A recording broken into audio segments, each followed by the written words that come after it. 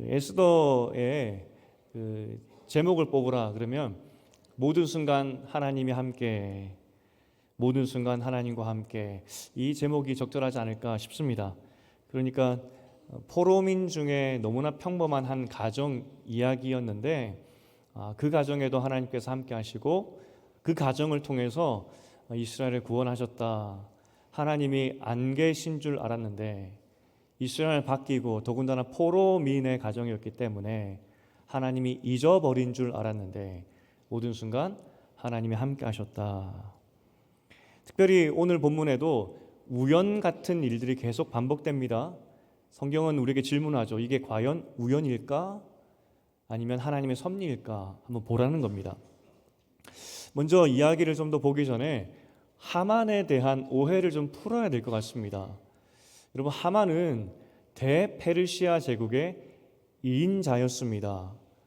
이 사람이 얼마나 대단했는지 우리는 깜빡깜빡 잊어버릴 때가 있는데 하만과 비슷했던 사람이 다니엘입니다. 동시대 페르시아 때의 총리를 지냈던 사람이 하만처럼 다니엘도 그랬거든요. 다니엘의 이야기를 좀 보면 다니엘이 얼마나 위대했는지 먼저 좀 살펴보면 다니엘은 이 페르시아 전에 있었던 이 바벨론에서도 총리를 했던 사람입니다. 3명 중에 1명이었고요. 그래서 그 바벨론이 망했죠. 페르시아가 들어섰는데 보니까 바벨론의 총리였던 한 사람, 이 다니엘이 눈에 띄는 겁니다. 그래서 그를 새로운 나라였지만 이전 나라 그러면 관리들은 다 숙청돼야 되지 않겠습니까? 그럼에도 이 다니엘을 페르시아의 총리 셋 중에 1명으로 세우게 됩니다. 대단하죠. 다니엘 엄청 대단했습니다. 이 위대한 다니엘이 두 제국의 총리를 지냈던 다니엘이 페르시아의 총리로 올라갈 때 나이가 어떻게 됐냐면 85세입니다. 대단하죠. 85세 할아버지였습니다. 그리고 고향에서부터 포로로 잡혀온 지는 거의 70년. 그러니까 사실은 두 제국에서 높은 관리를 지냈고 또 고향에서도 떠난 지 오래되었고 나이도 많았기 때문에 다니엘 그러면 사람들이 저 사람은 유대에서 잡혀왔던 사람인데 포로민인데 이렇게 이야기할까요? 그렇게 할 수 있을까요? 더군다나 이 다니엘은 바벨론 때도 그랬고 페르시아 때도 그랬고 총리입니다. 그러면 다니엘을 부를 때 누가 감히 유대에서 잡혀온 포로민입니다 라고 할 수 있겠습니까? 총리 다니엘입니다. 그렇게 이야기하겠죠. 어쨌든 페르시아 때에도 중용되어서 총리로 올라갔는데 문제는 페르시아 7대 가문, 그러니까 개국 공신들 가만두지 않겠죠. 그래서 고발할 거리를 찾다가 다니엘의 약점인 우상숭배로 이 올무를 만듭니다. 그래서 30일 동안 왕에게 이야기합니다. 제국의 이 하나됨을 위해서 다른 신이 아니라 30일 동안 많은 황제 숭배하는 법령을 만듭시다. 어기면 사자굴에 던져 놓읍시다 라고 했더니 왕이 좋다고 이야기를 하죠. 나라를 하나로 만드는 좋은 아이디어 아니겠습니까? 그런데 다니엘이 85세 다니엘인데 습관을 따라서 매일 하듯이 하나님께 3번 예배드리고 기도했던 그것이 이제 발각이 되는 겁니다. 사람들이 알고 함정을 판 거죠. 그리고 역시나 이제 왕에게 고발을 하게 됩니다. 그런데 그 고발할 때 이 사람들이 다니엘을 뭐라고 불렀냐면 다니엘 6장 13절입니다. 다니엘 6장 13절 시작. 그들이 왕 앞에서 말하여 이르되 왕이여 사로잡혀온 유다 자손 중에 다니엘이 왕과 왕의 도장이 찍힌 금령을 존중하지 아니하고 하루 3번씩 기도하나이다 하니.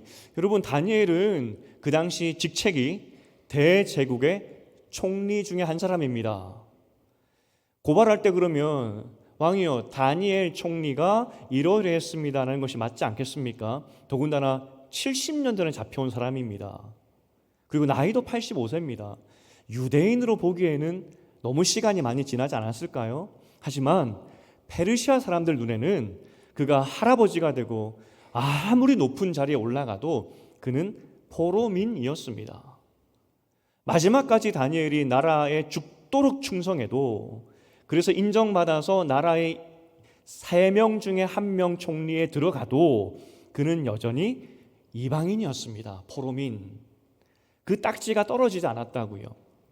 위대한 다니엘도 마지막까지 포로민 출신이었습니다. 여러분, 비슷한 삶을 살았던 사람이 하만입니다.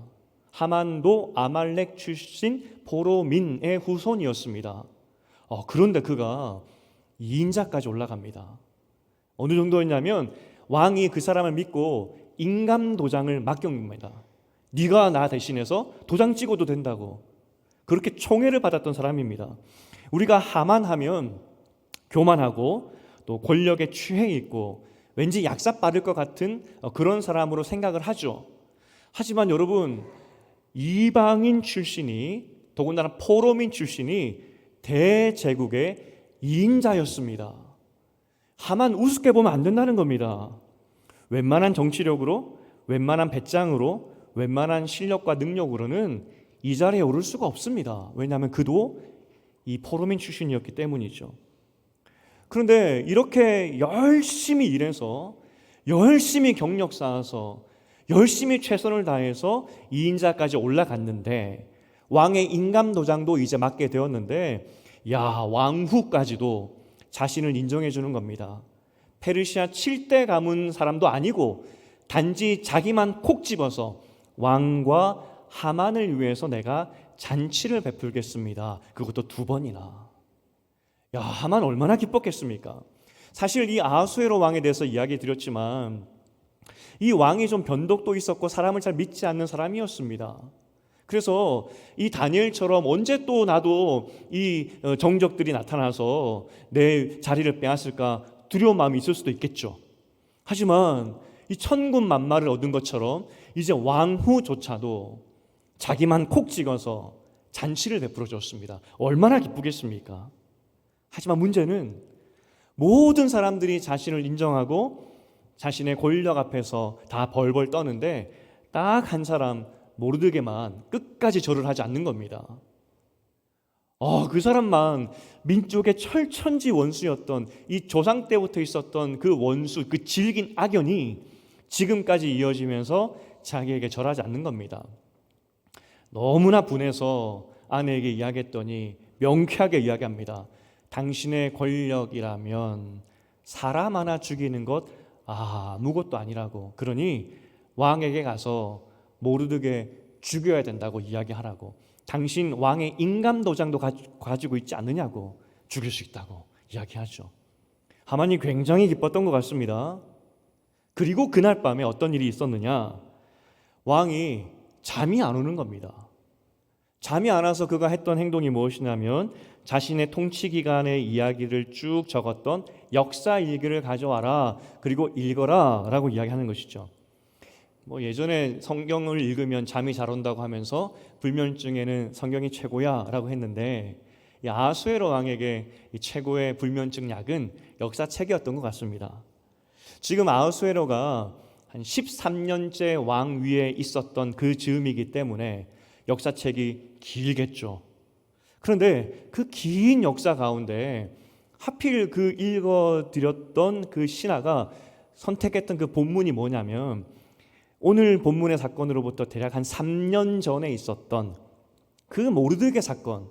그러니까 모르드게가 왕을 죽이려고 하는 암살자를 찾아서 왕에게 고발했던 그 내용을 딱 읽은 겁니다. 굉장히 우연치고는 참 희한하지 않습니까? 이 우리가 암살자들의 이름이 나왔고 직업이 이미 앞에 나왔었습니다. 이 암살자들의 직업이 뭐냐면 문을 지키던 사람이었다 이야기를 합니다. 이 문은 이 모르드게처럼 성문을 지킨 사람이 아니었습니다. 왕의 내실, 그러니까 침전이나 왕이 내밀하게 지내는 그런 곳에서 일하는 그런 사람이었다는 겁니다. 다른 말로 하면 이 2사람은 왕이 절대적으로 신뢰하는 그런 사람이었다는 거죠. 측근이죠. 이 측근들이 최측근들이 이름까지 나오고 있습니다. 그런데 그 사람들이 왕을 암살하려고 합니다. 그리고 모르드게가 그걸 고발하는 것이죠. 이 사건이 얼마나 충격적이었는지 2장 23절에 나오는데 우리 2장 23절을 읽어보겠습니다. 시작. 조사하여 실증을 얻었으므로 2사람을 나무에 달고 그 일을 왕 앞에서 궁중일기에 기록하니라. 조사하여 실증을 얻었다 이야기하는데 이건 철저히 조사했다는 겁니다. 왜냐하면 상상하지 못했던 이 측근의 배신이었기 때문에 혹시 또 다른 사람들이 연루되어 있을까 봐, 또 다른 추종자들이 있을 수 있기 때문에 철저하게 조사했다는 겁니다. 다른 말로 하면 아우스레오가 굉장히 충격받았다는 것이죠. 그러하기 때문에 혹시 또 다른 사람이 없는지 색출했다는 겁니다. 아마도 이 사건이 너무나 중대했기 때문에, 최측근의 배신이었기 때문에 이 사건을 해결하느라 제보자였던 모르드게에 대한 적절한 보상을 못했던 것 같습니다. 그런데 이 사건에서 우리가 또 다른 측면을 하나 볼 수 있는 것이, 이 정도면은 엄청난 보상을 받아야 되지 않겠습니까? 그 당시 고대 근동뿐만 아니라 그리스 역사를 살펴보아도 이 시대 때 이러한 공로를 세우면 최고의 예우를 받는 것이 당연한 것이었습니다. 여러분, 그렇게 그래야 또 다른 사람이 나를 위해서 제보해 주지 않겠습니까? 그래서 왕은 이런 일이 있을 때 모든 나라를 통틀어서 이 당시에 최고의 예우를 해 주었었습니다. 그런데 모르드게는 거기 빠졌죠. 여기서 또 알 수 있는 것이, 이 모르드게를 위해서 말 한마디 해줄 수 있는 이 뒷배가 아무것도 없었다는 겁니다. 그러니까 모르드게를 지지해주는, 모르드게를 도와주는, 쉽게 말해서 백이 아무것도 없었다는 겁니다. 단 한 사람만 나서서 이야기가 다 끝나고 나서, 왕이여, 이 모든 사건에 이 실마리를 해줬던 사람은, 가장 공이 큰 사람은 모르드게 아니겠습니까? 모르드게에게 상 줘야 됩니다. 이 말을 해줄 수 있는 사람이 아무도 없었다는 겁니다. 모르드게 정말 백 없구나 싶습니다. 어쨌든 이 사건을 이제 알게 되고, 이제 이 왕이 급히 거기 개 아무도 없느냐라고 사람을 찾습니다. 여러분, 와스디 왕후를 폐위할 때 이야기가 자세히 기록되어 있었습니다. 물론 아하수에로 왕이 즉흥적이고 괴팍하긴 했지만 그래도 법을 또 아는 사람이었습니다. 그래서 왕후 와스디를 폐위할 때 스스로 결정하기보다는 7명의 그 지혜자에게, 자문단에게 어떻게 해야 되는지 물었었습니다. 왕 옆에는 항상 이 왕을 보좌하는 자문단이 있었는데, 그 밤에 걔 누구 없느냐라고 했더니 방금까지 이 가족들과 함께 있었던 하만이 옆에 와 있는 겁니다. 도대체 언제 어떻게 이동했지? 라는 생각이 들죠. 성경에는 시간이 잘 기록되어 있지 않는데 아마도 하만이 밤에 집에 돌아가서 아내로부터 모르드게 죽이면 됩니다, 아침에 왕에게 가서 죽여달라고 하십시오 라는 말을 듣고 너무나 기뻐서 왕이 일어나자마자, 찾자마자 내가 제일 먼저 가서 왕에게 모르드게를 고발해야지 하는 마음에 달려갔을 것이다 라고 이야기를 합니다. 그래서 어떤 학자들은 밤에 혹은 새벽에 이미 왕궁에 이 하만이 가 있었을 것이다. 그렇기 때문에 사람을 찾았을 때 그 밤에, 그 새벽에 아무도 없는 것이죠. 자야 되니까. 그런데 하만이 모르드게를 죽일 수 있다는 그 기쁨에 그 밤, 그 새벽에 왕궁에 이미 가 있었고 왕이 일어나기만을 기다리고 있었는데, 기가 막히게 왕이 자기를 찾는 겁니다.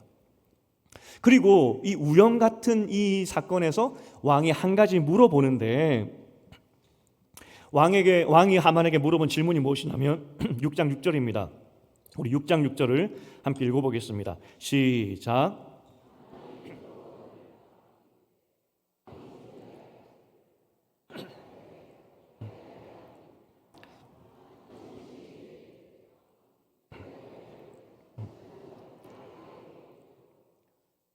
지금 하만이 딱 그 시간에 마침 있었는데, 그 마침 있는 하만에게 왕이 마침 이 질문을 하는 겁니다. 내가 존귀하게 높일 사람이 한 명 있는데 어떻게 해야 되겠냐고. 그리고 하만은 생각합니다. 나구나. 김치 국물을 엄청 시게 마신 거죠. 떡 줄 사람은 생각하지 않는데 누군지 물어보지도 않고 나구나. 정말 우연 같지 않습니까? 하만은 당연히 자기 것이라 생각하고 최고로 얻을 수 있는 영광을 왕에게 구합니다. 사실 하만은 이미 왕에게로부터 인감 도장 받았습니다. 이런 대우를 받는 사람은 없습니다. 그만큼 왕에게 존귀한 자라는 것을 인정받았음에도 불구하고 욕심이 생깁니다. 왕의 옷과 말을 요구하는 것이죠. 여러분, 이게 별거 아닌 것 같지만 다시 고대 근동의 이 생각으로 설명드립니다. 이거는 그리스 그리고 메소포타미아, 가나안 다 통틀어서 똑같습니다. 옷은 그 사람입니다. 그래서 한 나라에서 쿠데타를 일으켰을 때 가장 먼저 쿠데타를 일으킨 사람이 하는 일이 무엇이냐면 이전 왕이 입었던 옷을 입는 겁니다. 내가 그 옷을 입음으로 내가 왕이다, 그거 표현하는 것이죠. 그래서 의복이 굉장히 중요합니다. 지금 하만의 이야기가 뭐냐면 단 하루겠지만, 단 하루살이지만 나 왕의 권위를 누려보고 싶습니다. 야, 왕의 인감도장도 가졌는데 그걸로 성이 안 차는 겁니다. 왕의 옷 입고 왕놀이 해보고 싶습니다. 그 이야기 하는 것이죠. 그 이야기를 했더니 왕이 이야기합니다. 네가 말한 대로 그대로 모르드게에게 행해라, 그렇게 이야기하는 것이죠. 그리고 왕이 이때 이야기하는 것을 잘 기억해야 됩니다. 유다인 모르드게에게 행하라 이야기합니다. 이때 비로소 이 모르드게가 유다인이라는 것을 아하수에로 왕이 알게 됩니다. 그럼 여러분, 질문이, 이전에 아하수에로 왕 도장이 찍힌 조서가 있었죠. 12월 13일에 모든 유대인은 죽여라, 이 조서가 있었는데 그 조서에 도장을 찍을 때 왕은 그 12월 13일에 멸망당할 민족이 유다인이라는 것을 알았을까요? 몰랐습니다. 그때 하만이 어떤 민족이다라고 이야기를 합니다. 사실 왕 입장에서는 수많은 민족이기 때문에 유다인이 됐건 누가 됐건 그렇게 중요하지 않습니다. 반역자만 처단하면 되니까 신경 쓰지 않았다는 겁니다. 그런데 이제 모르드게가 유다인이라는 걸 알았습니다. 그리고 시간이 지나면 결국은 12월 13일에 모르드게도 죽어야 됩니다. 기막힌 일이 일어나는 것이죠. 그런데 이 모든 일을 지금 하만이 도장 찍어서 일어난 일 아니겠습니까? 골치 아파진 겁니다. 지금 왕의 옷을 입고 왕의 말을 타고 왕의 권위를 누렸던 모르드게가 불과 한 9개월 후에는 죽어야 됩니다. 이걸 설명해야 되는데 이 하만 입장에서는 기가 막힌 겁니다. 앞이 캄캄하죠. 뭐라고 이야기해야 되지? 머리가 터질 지경이었습니다. 그래서 하만은 번뇌하여서 집으로 급히 돌아옵니다. 이거 어떻게 해야 되지? 왕이 모르드게가 유다인인 거 알았고 결국 9개월 후면 이 모르드게가 죽게 되는데 그 도장을 내가 찍었는데 왕에게 이 상황을 어떻게 설명해야 되지? 머리 싸매고 집에 돌아왔는데 그때 지혜자들과 아내가 이야기를 합니다. 능히 그를 이기지 못하고 분명히 그 앞에 엎드러지리이다. 어저께까지만 해도, 방금 전까지만 해도 모르드게 죽일 수 있습니다 라고 했던 그 아내가 이제 모르드게 때문에 당신 죽었습니다 라고 말하니까 얼마나 기가 막히겠습니까? 그 옆에 지혜자들도 있었는데 다 똑같이 이야기합니다. 당신 죽었다고. 이제 하만의 이야기에서 그 행동들을 표현할 때 계속 반복되는 단어가 있습니다. 속히, 급히. 5장 5절에도 그렇고 6장 10절, 12, 13절, 14절에도 하만의 행동 앞에서 계속 반복되는 것이 속히, 급히입니다. 마치 떠밀려가는 인생같이 그려지고 있습니다.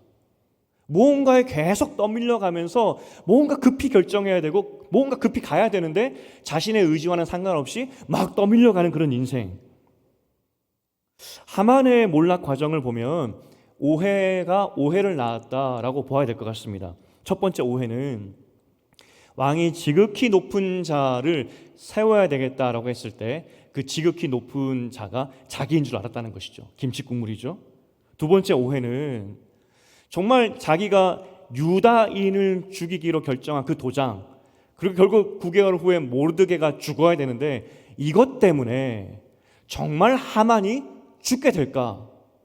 정말 왕이 너 왜 그렇게 도장을 찍어서 이런 사단을 만들었어? 하며 하만을 오히려 그 왕이 죽게 할까 하는 것이죠. 이 나중에 아하수에로 왕이 이 하만이 유다인을 죽이려고 했다는 그 조서에 도장을 찍었다는 말을 듣고 7장 7절에서 했던 말이 있는데, 행동이 있는데 우리 7장 7절을 읽어보겠습니다. 시작. 왕이 노하여 일어나서 잔치 자리를 떠나 왕궁 후원으로 들어가니라. 하만이 일어서서 왕후 에스더에게 생명을 구하니 이는 왕이 자기에게 벌을 내리기로 결심한 줄 알미더라. 분명히 성경은 이야기합니다. 자기에게 벌을 내리기로 결심한 줄 알미더라. 오해라는 겁니다. 물론 왕이 화가 났습니다. 왕후도 유다인이고 모르드게도 유다인인데 자기의 명의가 찍힌 도장으로 다 죽인다고 하니까 이 상황이 어떻게 됐는지 화가 날 법하죠. 하지만 이것 때문에 하만을 죽이진 않았습니다. 죽이려고 하는 마음이 없었습니다. 단지 하만이 두려워했다는 겁니다. 나 죽었구나. 우리 아내와 나의 측근 지혜자들이 당신 모르드게 때문에 죽게 됐는데, 정말 왕이 화난 것을 보면서, 그리고 후원으로 나가는 것을 보면서 왕이 다시 돌아오면 나를 죽이겠구나, 그렇게 오해해 버렸다는 것입니다. 실제 이제 다음 주에 보겠지만 하만이 죽게 된 이유는 조서에 도장을 찍어서 죽은 것이 아닙니다. 중요한 것은 앞서 말씀드렸지만 하만은 백전노장 같은 사람입니다. 2인자의 자리에 오르기까지 정말 훌륭하게 정치를 했을 것이고 때로는 술수를 부려서라도 그 자리까지 올라갔겠죠. 하지만 그냥 호락호락한 인물이 아니라는 겁니다. 이민자 출신으로 2인자까지 올라갔기 때문에 그에게는 이 정도 위기쯤이야 벗어날 수 있는 그런 생각들, 그런 아이디어들이 충분히 있는 사람이라는 것이죠. 실제 살아날 수 있는 기회도 많이 있었을 겁니다. 하지만 희한하게도 모르드게 행동을 보면 급히 속히 뭔가에 쫓기듯이 막 쫓겨다니다가, 그리고 그날 밤에 바로 전날까지 모르드게를 죽일 수 있습니다 라고 말했던 사람들이 어떤 마음으로 속히 마음이 바뀌었는지, 당신 죽었습니다 라는 그 말에 이 하만이 완전히 무너져 버렸다는 겁니다. 분명히 하만도 믿는 신이 있었을 겁니다. 모든 사람들은, 그 당시 고대 근동 사람들은 자신의 신을 가지고 있었습니다. 그리고 우리 문화도 그러하듯이 매일매일 정한수 떠놓고 나의 성공과 나의 안전을 위해서 기도하는 것이 그 당시 문화였습니다. 이 하만에게 신이 있었고 또 하만에게도 친구가 있었겠죠. 자기를 돕는 친구, 지혜자, 자기 아내. 그런데 하만은 이 말을 못합니다. 나의 신이여, 내가 죽으면 죽으리이다. 내가 지금 기가 막힐 올무에 빠졌는데, 고민에 빠졌는데 내가 왕에게 가서 여차여차 상황을 설명하게 될 텐데 내 입술을 주장해 주시고 왕의 마음을 주장하셔서 나를 살려주시옵소서, 그렇게 말할 신이 없었다는 겁니다. 에스더는 죽으면 죽으리다 말을 하러 갈 때 자신의 친구들과 자신의 민족들과 아버지에게 금식하며 기도해 주시옵소서라고 부탁할 사람이 있었는데 하만에게는 아무도 없었다는 겁니다. 결국 당신은 죽을 거야 라는 말을 들었을 때 아무 기댈 것 없었던 하만은 완전히 몰락해버리죠. 무너져 버렸다는 겁니다. 어떻게 세상의 2인자가, 대제국의 2인자가 이렇게 속절없이 무너져 버릴 수 있을까? 어떻게 한순간에 저 나락에, 절망의 나락에 빠질 수 있을까 하는 질문이 들죠. 성경은 성경으로 해석해야 된다고 말씀드렸는데 한 가지 떠오르는 사건이 있었습니다. 여리고 사건. 여리고 성은 가나안의 길목에 위치한 성입니다. 그러하기 때문에 그 외적들, 그러니까 외부 사람들이 가장 먼저 만나는 성이 여리고 성입니다. 그러하기 때문에 가나안 땅에서 여리고 성은 전통적으로 방어를 위해서 튼튼하게 지었었습니다. 지금 여호수아가 여리고 성을 점령할 때에도 이 여리고 성의 두께가, 성벽 두께가 4.5m였다라고 이야기를 합니다. 엄청 두껍죠. 왜냐하면 방어를 위한 도시니까. 그런데 이렇게 방어를 위한 도시에 이제 이스라엘 백성들이 공격하러 오는 것이죠. 이미 요단강을 건널 때부터 알았습니다. 요단강 건너면 바로 여리고니까. 그런데 이 이스라엘 백성들이 바로 여리고로 공격해 오지 않습니다. 갔더니 할례도 하고 유월절도 지키고 여리고 성 앞에서 이스라엘 백성들이 할 거 다 하고 있는 겁니다. 그 시간이 대략 2주에서 3주 정도 봅니다. 그러면 방어에 능했던 여리고 성은 방어할 준비가 충분히 주어졌죠. 더군다나 사실 알고 보니까 요단강 건너오기 이전에 이스라엘 백성들이 마지막 광야 생활을 마칠 때 훨씬 이전에 이 여리고 성 사람들은 이스라엘 백성이 우리를 맨 먼저 공격할 것이다. 그걸 알았었습니다. 여호수아 2장 11절에 보면은 이런 말이 나와요. 여호수아 2장 11절입니다. 함께 읽어보겠습니다. 시작. 우리가 듣자 곧 마음이 녹았고 너희로 말미암아 사람이 정신을 잃었나니 너희의 하나님 여호와는 위로는 하늘에도 아래로는 땅에서도 하나님이시니라. 이게 무슨 말이냐면 여리고 성에 들어가기 전, 그러니까 요단강을 건너가기 전에, 훨씬 이전에 여호수아가 여리고 성으로 정탐꾼을 보냅니다. 정탐꾼을 보냈는데 정탐꾼을 살려주었던 이 라합이 성 사람들의 마음을 이야기해 준 겁니다. 당신들이 지금 요단강 건너지 않았지만 우리를 쳐들어올 거 알고 있습니다. 그런데 여리고 성 사람들의 모든 사람들의 마음은 다 녹아버렸고 제정신이 아닙니다. 지금 그 이야기를 해주는 것이죠. 공포와 패닉이라는 겁니다. 6장 1절에 얼마나 공포스러웠는지 이 한 문장으로 이야기해 줍니다. 우리 여호수아 6장 1절을 읽어보겠습니다. 시작. 이스라엘 자손들로 말미암아 여리고는 굳게 닫혔고 수립하는 자가 없었더라. 개미 새끼 하나 밖으로 못 나왔다는 겁니다. 무서워서. 그런데 여호수아가 여리고 성을 정복하는 그 사건에서 우리가 한 가지 주목해야 되는 것이 있습니다. 여러분, 여호수아 하면 참 대단해 보이죠. 위대해 보입니다. 그런데 여호수아를 시작할 때 여호수아 마음을 알려주는 대목들이 나오는데, 먼저 여호수아가 여리고 성으로 정탐꾼을 보냈다는 사실입니다. 모세도 정탐꾼을 보냈었죠. 그런데 그것은 하나님 명령 때문에 보낸 것이었습니다. 여호수아 때에는 하나님이 정탐꾼 보내라는 말씀하지 않습니다. 왜냐하면 가면 이기니까. 더군다나 40년 동안 훈련받았기 때문에 하나님께서 정탐꾼을 보내서 그 나라 사람들의 마음이 어떤지 알아봐라, 그런 말씀하지 않습니다. 이미 녹아버렸기 때문에. 여호수아가 하나님 말씀이 없었음에도 불구하고 정탐꾼을 보낸 것은 정말 두려웠기 때문입니다. 이스라엘 백성들은 한 번도 성을 맞대고 싸운 적이 없습니다.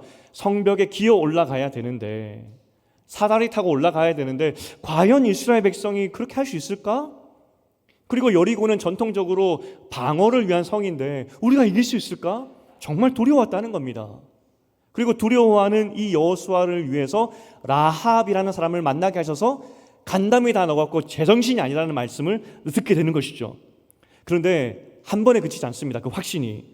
5장 13절과 14절을 읽어보겠는데, 먼저 5장 13절을 읽어보겠습니다. 시작. 여호수아가 여리고 가까이 이르렀을 때 눈을 들어 본즉 한 사람이 칼을 빼어 손에 들고 마주 서 있는지라. 이제 여리고 성에 공격해야 되는데 어느 순간 봤더니 장수와 같은 건장한 남자가 서 있는 겁니다. 그 포스도 느껴지고 정말 건강한 그런 위대한 장군의 그 느낌이 보여지는데 이게 우리 편인지 적인지 모르겠다는 겁니다. 여호수아가 웬만한 이스라엘 장수 다 알고 있지 않겠습니까? 그런데 복장도 다르고 뭔가 다르다는 겁니다.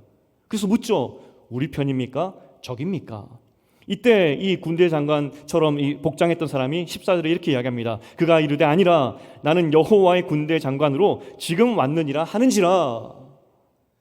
지금 여호수아가 벌벌 떨고 있었습니다. 사실은 너무나 두려웠습니다. 40년간 모세와 함께 그 광야 생활을 했었지만 한 번도 전쟁해보지 못했던 이스라엘 백성, 한 번도 성벽에 기어 오르지 못했던 이스라엘 백성과 여리고 성이 싸워야 되는데 너무 두려웠다는 겁니다. 하나님이 다시 한번 군대 장관이라는 전무후무한 그 영적인 눈을 열어서 보여주게 하심을 통해서 내가 함께하고 있다는 것을 여호수아에게 보여주셨다는 겁니다. 그런데 이게 끝이 아니었습니다. 사실은 여호수아 1장부터 하나님은 여호수아에게 계속 말씀하셨던 것이 있었는데, 여호수아 1장 9절을 함께 읽어보겠습니다. 1장 9절입니다. 시작. 내가 네게 명령한 것이 아니냐. 강하고 담대하라. 두려워하지 말며 놀라지 말라. 네가 어디로 가든지 내 하나님 여호와가 너와 함께 하느니라 하시니라. 6절과 7절에도 똑같이 반복됩니다. 강하고 담대하라. 심지어 뒤에는 뭐라고 말씀하시냐면 네가 밟는 땅 다 내가 줄 것이고 너를 대적하여서 이길 자가 없다라고 1장에서 이미 말씀하셨습니다. 그럼에도 여호수아도 사람입니다. 전쟁을 해야 되니까 목숨 걸고 싸워야 되는데 무서웠다는 겁니다. 그래서 정탐꾼 보내고, 그 여리고성 사람들이 제정신이 아니라는 말을 들었지만 그래도 무서웠다는 겁니다. 그러니 또 하나님께서 군대 장관을 보여주셔서 내가 너와 함께하고 있다, 그것을 보여주셨다는 겁니다. 여러분 잘 기억하십시오. 나라가 망한다는, 나라의 사람들이 죽게 되었다는 그 소식을 들었을 때 모르드게도 두려웠습니다. 그러니 옷을 찢었고 하나님 살려주시옵소서, 죽게 되었습니다, 그 슬픔을 표현했죠. 에스더도 마찬가지였습니다. 왕에게 나가는 것이 너무나 무서워서 아버지 못 갑니다 라고 했던 것이 에스더였습니다. 죽으면 죽으리이다, 죽음을 각오하고 가야 되는 길이 그 길이었습니다. 천하의 여호수아도 두려웠습니다. 그런데 이 세 사람의 공통점은 서두르지 않았어요. 하나님께서 여호수아에게 성벽을 돌라 하셨죠. 아무 말 하지 말고 나팔 불면서 돌라 말씀하셨습니다. 아니, 그때 성벽을 돌 때 여리고성 사람들이 성문 열고 급습이라도 한다면 여지없이 이스라엘은 집니다. 그런데도 여호수아는 이제 그 성벽을 돕니다. 조용히 돕니다. 모르드게도 마찬가지입니다. 한시가 급한데 들려오는 소문이 에스더가 그 절호의 기회를 잡았는데 왕에게 잔치를 베풀고 있는 겁니다. 왕이 절반이라도 나라를 주겠다고 말했는데 그 기회를 차버리고 잔치를 베풀고 있는 겁니다. 속이 터지죠. 그래도 모르드게 기다렸습니다. 에스더도 마찬가지죠. 왕이 나라의 절반이라도 주겠다고 자기 면전에서 말했습니다. 더군다나 왕 앞에 약속 없이 섰을 때 죽을 뻔했는데 왕이 기적처럼 살려주었습니다. 그걸 보면서 야, 하나님이 주신 기회인가? 덥석 물법도 한데 에스더는 기다립니다. 두 번 잔치를 베풀죠. 이상한 사람들입니다. 이들의 공통점은 두려웠지만 두려워하지 않고 기다렸다는 겁니다. 그런데 하만을 보십시오. 천하의 하만이었습니다. 2인자까지 올라갔기 때문에 수많은 경험이 있었을 것이고 이 위기를 어떻게 극복할지 생각해낼 수 있는 그런 사람이었습니다. 하지만 여리고성 사람들의 마음이 무너져서 제정신이 아니듯이 하만도 그러했다는 겁니다. 왜 그랬을까요? 왜냐하면 하만은 결코 할 수 없는 말이 있었기 때문입니다. 하나님 아버지 도와주시옵소서. 내 백성이여 나를 위해 기도해 주시옵소서. 이 말을 할 수가 없었기 때문에 혼자 오롯이 그 짐을 졌을 때 그는 나는 죽었구나, 그 생각을 하게 되었다는 겁니다.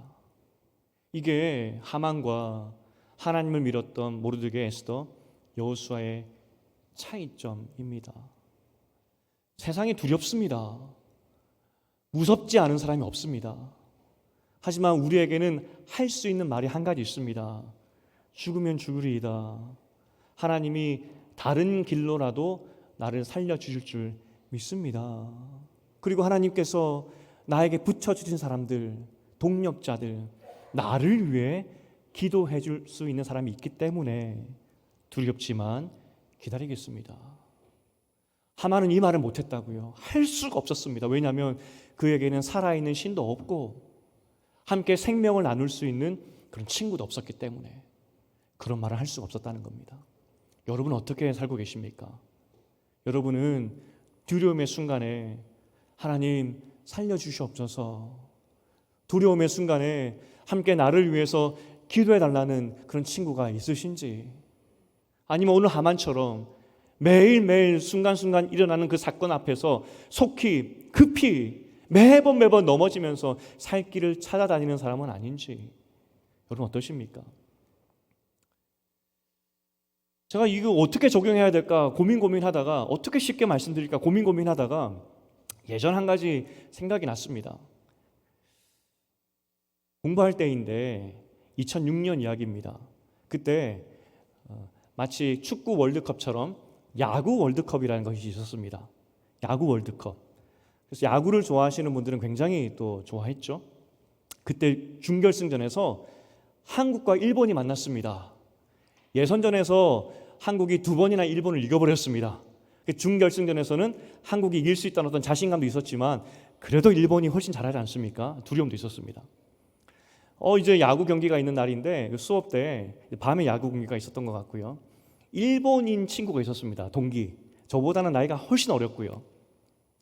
그 친구가 저에게 같이 야구를 보자는 겁니다. 속으로 무슨 정신으로 저 말을 하고 있지? 야, 이거 신학생도 민족 감정을 넘기는 참 힘들더라고요. 그래서 나 바쁜 일이 있다고 그냥 그렇게 돌려 세웠습니다. 안타깝게도 그해 그 야구 월드컵의 우승자가 누구냐면 일본이 됩니다. 그 준결승에서 한국이 져버립니다.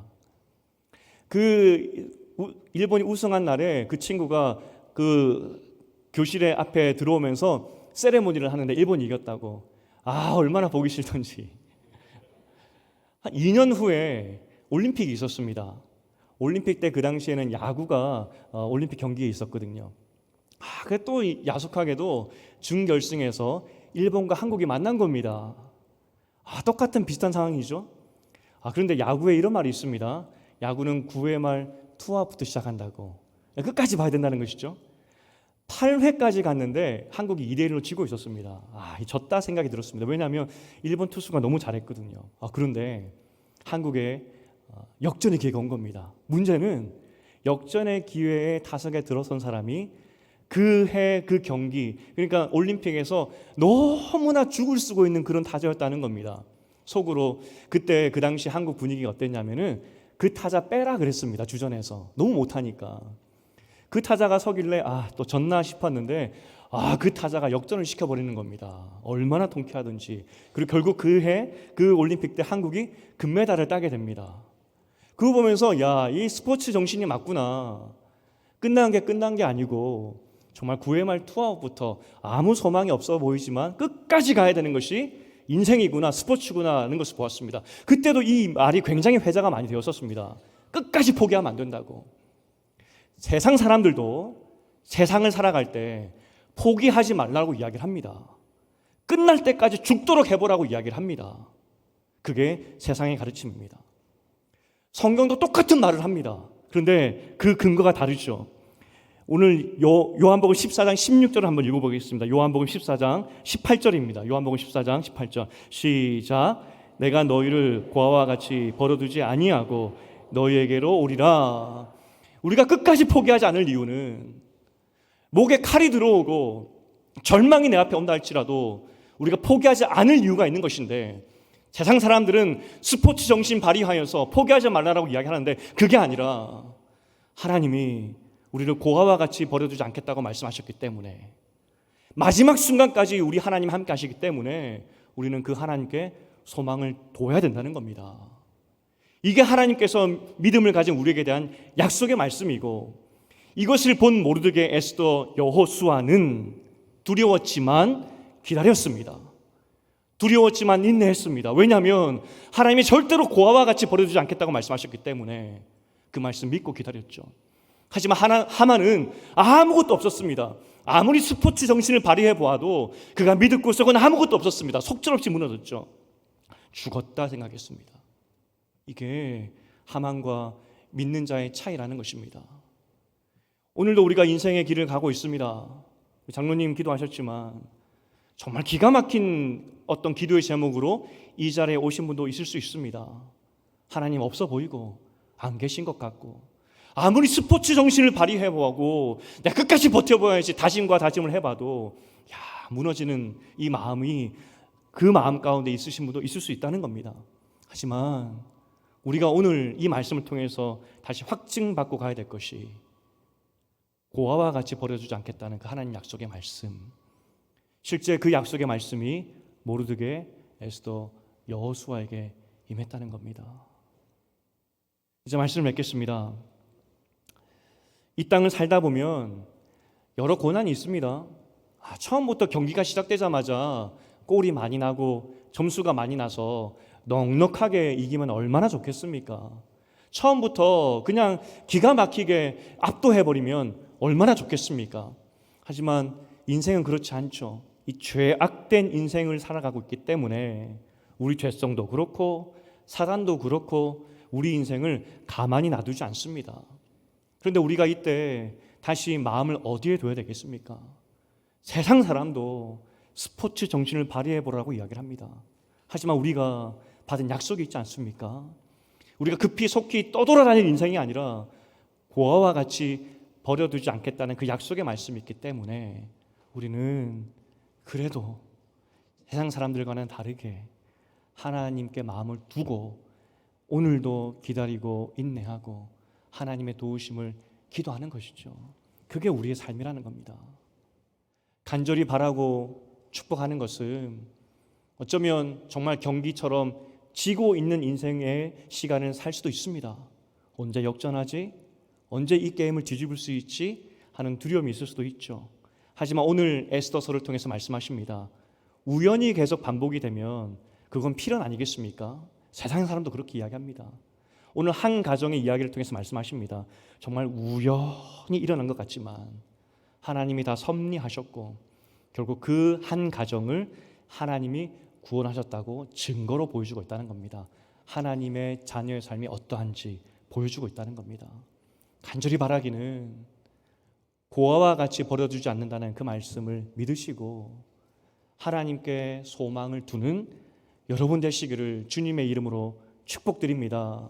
하만처럼 상황과 세상의 소리에 속히 급히 휩쓸리는 인생이 아니라 좀 더디오지만 보이지 않지만 보이지 않는 곳에서 나를 위해 섭리하시는 그 손길을 믿음의 눈으로 보시고 하나님께서 정말 나를 고아와 같이 버려두지 않으셨구나.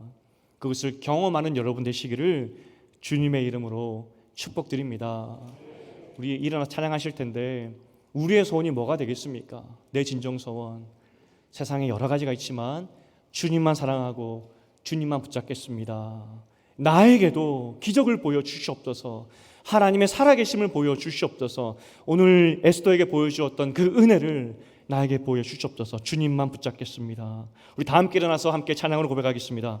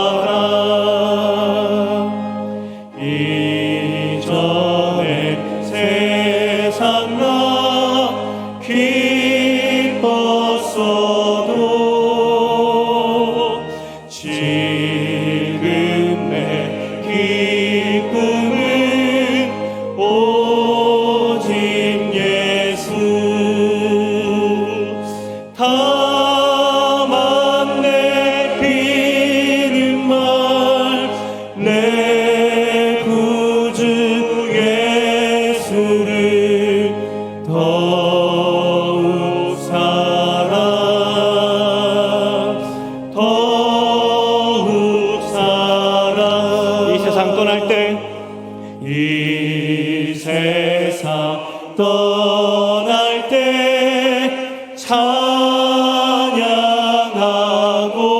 숨질 때 하는 말 숨질 때 하는 말 이것일세 다만 내 비는 말 다만 내 비는 말 내 구주 예수를 더욱 사랑 더 다만 내 비는 말 다만 내 비는 말 내 구주 내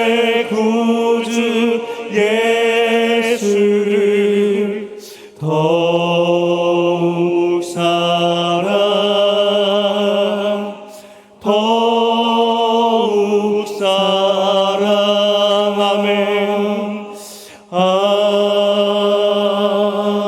아멘. 그러나 이 모든 일에 우리를 사랑하시는 이로 말미암아 우리가 넉넉히 이기느니라. 바울 사도가 다시 한번 우리에게 준 하나님의 약속의 말씀입니다. 넉넉히 이기느니라. 저는 정말 기적이 있다 믿습니다. 우리 사역자들도 믿고 있고요. 여러분은 믿으십니까? 하나님께서 고아와 같이 버려두지 않으시고 오늘 에스더의 인생 깊숙이 침투하셔서 기적으로 인도하셨듯이 그 놀라운 섭리로 우리를 인도하신다 약속해 주셨습니다. 그런데 여러분, 누구에게 찾아가서 울고 있고 누구에게 나의 기도 제목을 부탁하고 계십니까? 하만처럼 급히 왔다 갔다 하는 인생입니까? 아니면 하나님 도와주시옵소서, 내 민족이여 나를 위해 기도해 주십시오, 그렇게 살고 계신지 다시 한번 우리 말씀을 기억하면서 주님, 내가 주님만 붙잡겠습니다. 그리고 이 교회 안에서 함께 기도하며 넉넉히 이겨보겠습니다. 우리에게 기적을 보여주시옵소서, 하나님의 섭리 역사를 보여주시옵소서. 주님의 이름 한번 붙잡고 기도하겠습니다.